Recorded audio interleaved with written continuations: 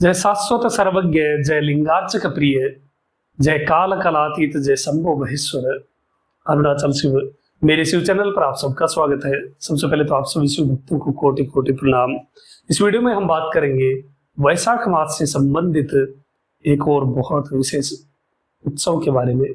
जिस प्रकार से पिछले वीडियो में हमने जाना एक बहुत महत्वपूर्ण उत्सव के बारे में, एक स्वामी के लिए एक ऐसा कार्य जो हम करने से उत्साहित होते हैं और हर महीने कुछ ना कुछ नया आता रहता है। पहले तो रहता था कि कब महाशिवरात्रि आएगी, कब वो शिव भक्ति की लहर वातावरण में दौड़ेगी, कब सावन आएगा, कब शिव भक्ति की उमंग होगी। किंतु अब हर महीने ही कुछ ना कुछ विशेष उत्सव होते हैं। बहुत सारे अद्भुत विशेष उत्सव जिनके बारे में पहले नहीं जाना गया था। ऐसे विशेष उत्सवों में से जो वैशाख मास है, वैशाख मास में एक ही दिन आपको 3 उत्सव प्राप्त होते हैं। वैशाख मास की पूर्णिमा, जो कि अपने आप में बहुत महत्वपूर्ण है, पूर्णिमा पर्व काल की पूजा में आती है। साथ ही दधी कंबलम, जिस पिछले वाले वीडियो में आपने जाना दही कंबल के बारे में, जो कि बहुत ही नई चीज है बहुत सारे शिव भक्तों के लिए। आशा है कि आप सभी शिव भक्त इसको करने के लिए उत्साहित होंगे। जिन शिव भक्तों ने वो विधि अब तक नहीं देखी है, तो इसी वीडियो के यहाँ आई बटन पर आपको लिंक दिख रहा होगा, या फिर इसी वीडियो के डिस्क्रिप्शन में भी लिंक है। दही कंबल किस तरह से परफॉर्म करना है, किस प्रकार से दही कंबल शिवलिंग पर पूजा करनी है, वो आपको उस वीडियो में पूरी विधि प्राप्त हो जाएगी। अब इस वीडियो में हम बात करेंगे दूसरे उत्सव के बारे में, जो कि वैशाख मास की पूर्णिमा के ही दिन है और बहुत विशेष है। पहला था दधी कंबल और अब दूसरा है 12 मई सोमवार को पड़ने वाला पुष्प महालय का उत्सव। पुष्प महालय, जो शिव भक्त पहले से जुड़े हों जानते होंगे इसके बारे में, किंतु ऐसे ऐसे उत्सव हैं जो पहले कभी नहीं सुने थे, किंतु अब करने में उतना ही आनंद शिव भक्तों को प्राप्त हो रहा होगा। पुष्प महालय के बारे में क्या वर्णित है कि पुष्प महालय कब करना चाहिए, और शिव पुराण में भी ये चीज मेंशन है। वो लिखते हैं कि वैशाख्याम तु विशाखायाम कुर्यात पुष्प महालयम, यानी वैशाख मास में विशाखा नक्षत्र पर शिव के लिए पुष्प महालय करना चाहिए। अब पुष्प महालय क्या है और विशाखा नक्षत्र कब है?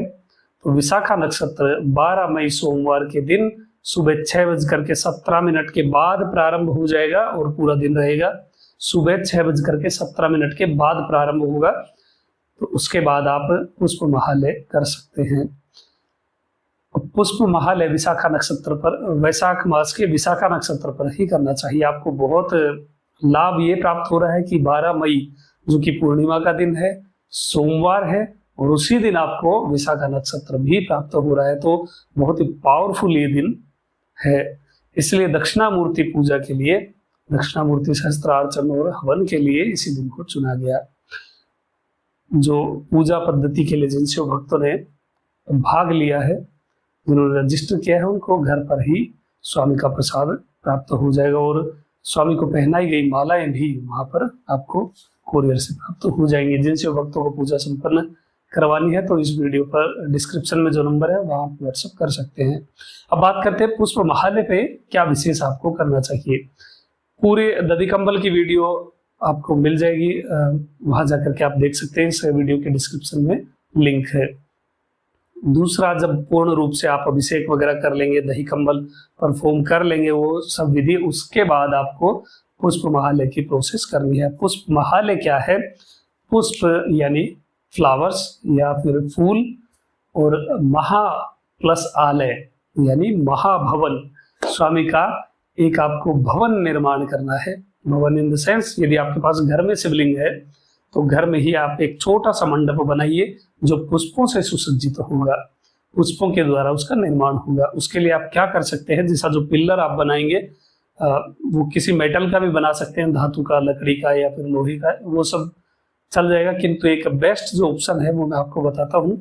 गन्ने के छोटे छोटे, जितना हाइट का आपको चाहिए उतनी हाइट के गन्ने के टुकड़े ले लीजिए और उन्हें रस्सी से बांध करके एक आप मंडप तैयार करिए, और उस मंडप के ऊपर पुष्प मालाएं, आप मोगरे की मालाएं, गुलाब की मालाएं वगैरह करके एक कमरे जैसा आप उसे तैयार करिए। और स्वामी के ऊपर वो आपको सुसज्जित करना है।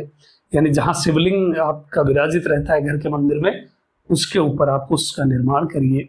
और जिन शिव भक्तों के पास लिंगम नहीं है घर पे, तो एक बहुत इंटरेस्टिंग कमेंट आया हुआ था कि घर में शिवलिंग नहीं रखना चाहिए। पता नहीं ऐसे मूर्ख कहाँ से आते हैं, वो उन भक्तों को भ्रमित करते हैं। उन भक्त की ये परेशानी थी, उन्होंने पूछा कि किसी ने उन्हें कहा है कि घर में शिवलिंग नहीं रखना चाहिए, और प्रॉपर गाइडेंस ना हो तो भक्त बहुत विचलित हो जाते हैं। घर में शिवलिंग जिनके नहीं है वो अभागे हैं, ये बात आप समझ लीजिए। जिनके घर पर शिवलिंग नहीं है, जो शिव पूजक नहीं है, फिर उनके बारे में तो क्या ही बात करें। किंतु एक शिव भक्त यदि है तो घर पर शिवलिंग अवश्य होना चाहिए। बहुत सारे शिव भक्त कंफ्यूज होते हैं कि एक रखे, दो रखे। मेरे पास बहुत सारे शिवलिंग हैं। मैं ऐसे बहुत सारे शिव भक्तों को जानता हूँ जो बहुत सारे शिवलिंग रखते हैं। बहुत सारे शिव भक्त ऐसे हैं जो जहां कहीं भी जाते हैं वो शिवलिंग को साथ लेकर के जाते हैं, वो अपनी पूजा कभी नहीं छोड़ते, और शिवलिंग को साथ लेकर के जाते हैं, वहीं उनका पूजन करते हैं। और ऐसे शिव भक्त बहुत, यूं मान लीजिए आप, वो करोड़पति ऐसे ऐसे शिव भक्त हैं जिनके पास बहुत धन है। तो ये कोई लेना देना नहीं होता इन सब चीजों का, ये भ्रमित करने की सब चीजें होती है। जो आराधक होते हैं वो अपने आराध्य को ना सुख में और ना दुख में कभी भी नहीं छोड़ते हैं। सुख में भी वो फीलिंग्स को शेयर करने के लिए उनके स्वामी हैं, उनके आराध्य हैं, और दुख में भी उनके साथ रहने वाले उनके स्वामी हैं। तो एक शिव भक्त के लिए ये सब फालतू की कहीं की, ये चीज ध्यान रखिए कि सामने जो बोल रहा है, जो ज्ञान दे रहा है, उसने भस्म लगाई है, रुद्राक्ष धारण किया है कि नहीं। कोई भी कुछ भी बोलता रहता है, तो इन सब चीजों पर ध्यान नहीं देना है। शिवलिंग घर में लेकर के आइए बढ़िया, और अपनी पूजा करिए। ज्यादा सोचेंगे, वीडियो में फंसेंगे तो भक्ति आपकी छूट जाएगी। जो भाव आपके हैं, आपके आराध्य के लिए जितना प्रेम उधर होना चाहिए, वो सब पीछे रह जाता है। हम ये नहीं होगा, वो नहीं होगा, ऐसे होगा, वैसे होगा, इन सब चीजों में फंस कर रह जाते हैं। वो प्रेम उमड़ ही नहीं पाता है हृदय के लिए। तो उस हृदय से जो भावनाएं बहती है स्वामी के लिए, प्रेम की जो एक लहर उठती है, उसे उठते ही रहना चाहिए। वो सब किसी की कही हुई बातों में आकर के उस प्रेम को कम नहीं करना है। तो जिन शिव भक्तों के पास शिवलिंग है, वो घर पर शिवलिंग पूजा करें। जिनके पास चित्र है, बहुत सारे शिव भक्त ऐसे हैं जिनके पास धन की कमी रहती है, तो कोई बात नहीं, जो चित्र वगैरह है शिव परिवार का है, शिव का है, उससे भी आप पूजित कर सकते हैं, वहां पर भी पूजा कर सकते हैं। बट लिंगम बेस्ट होता है। और जो शिव भक्त मंदिर जाकर के शिव पूजा करते हैं, जो शिवालय में जाकर के लिंगार्चन करते हैं, तो ऐसे शिव भक्त वहां मंदिर में भी उस शिवलिंगम के ऊपर इस प्रकार का पुष्प महालय बना सकते हैं। और वहां के जो मंदिर प्रशासन के व्यक्ति हैं, पुजारी हैं, उनसे बात करके आप पूरा मंडप को सेट कर सकते हैं। किंतु कुछ जगह ऐसी होती हैं जहां लोग समझने को तैयार नहीं होते, तो ऐसी जगह में उत्तम होता है कि घर पर ही आपके अपने स्वामी का विग्रह होना चाहिए, जहां आप अच्छी तरह से बिना रोक टोक के आप शिव पूजन कर पाए। तो प्रयास करिए घर पर शिवलिंग रखें और भक्ति भाव से पूजा करें। अब वो मंडप जैसा आप तैयार करेंगे, तो गन्ने के पिलर बना लीजिए, उनमें जो छत होगी वहां पर एक दो गन्ना बीच में लगा करके, वो आप अच्छी तरह जानते हैं किस प्रकार से मंडप तैयार किया जाता है। उसमें ढेर सारी आप खस लगा सकते हैं, जो वेटिवेर रूट्स होती हैं, खस की जड़ होती है, वो खस की जड़ से उसको बिल्कुल पूरा छत को भर दीजिए।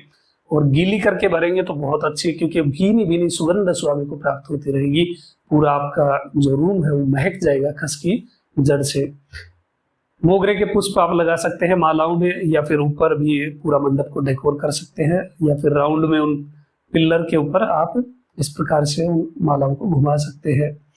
और इनसे भी बेस्ट एक पीले पुष्प, अभी जो कि मौसम है तो आपको प्राप्त हो जाएंगे। स्वामी को अत्यधिक प्रिय, शिव का सबसे प्रिय पुष्प अमलतास के पुष्प, जो पीले अंगूर के गुच्छे के आकार में होते हैं, उस प्रकार के वो पीले पुष्प आप, जिन्हें अमलतास कहा गया है, अमलतास के पुष्प तमिल में उन्हें कोनरे कहा गया है। तो कोनरे या फिर अमलतास के पुष्प आप स्वामी को उधर मंडप पर पूरा अच्छी तरह से डेकोर करिए। उसकी भी अलग ही दिव्य गंध होती है, बहुत ही अद्भुत और एक अनूठे प्रकार की गंध अमलतास के पुष्प से आती है और स्वामी सदैव उसकी माला धारण करते हैं। ऐसा श्री ज्ञान संबंध जी ने अपने गीतों में बहुत बार मेंशन किया है। सुंदरमूर्ति जी ने भी बहुत बार कमल इन अमलतास के पुष्पों के बारे में वर्णन किया है।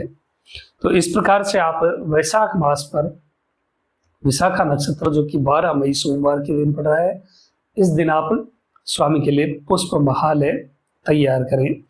और इसका एक ये भी है कि जब पूरा डेकोर हो जाए, उसके बाद जब आपका अभिषेक संपूर्ण हो जाए, तब स्वामी को अभिषेक के बाद वहां उस छोटे से गर्भगृह में, पुष्पों के गर्भगृह में या फिर उस मंडपम में आप विराजित करिए। एक राजा की तरह, एक महाराज की तरह स्वामी वहां पर विराजित हो।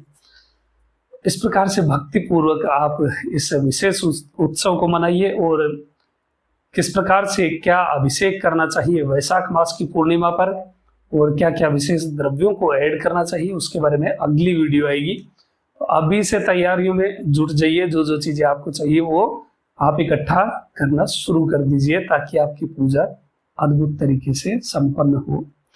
स्वामी की कृपा आपको प्राप्त हो, उनका प्रेम आपको प्राप्त हो, उनके प्रति आपकी भक्ति बढ़ती ही रहे, ऐसी मेरी कामना है। अभी तक के लिए इतना ही। आपका दिन शुभ हो। महादेव कृपा करें। अरुणाचल शिव।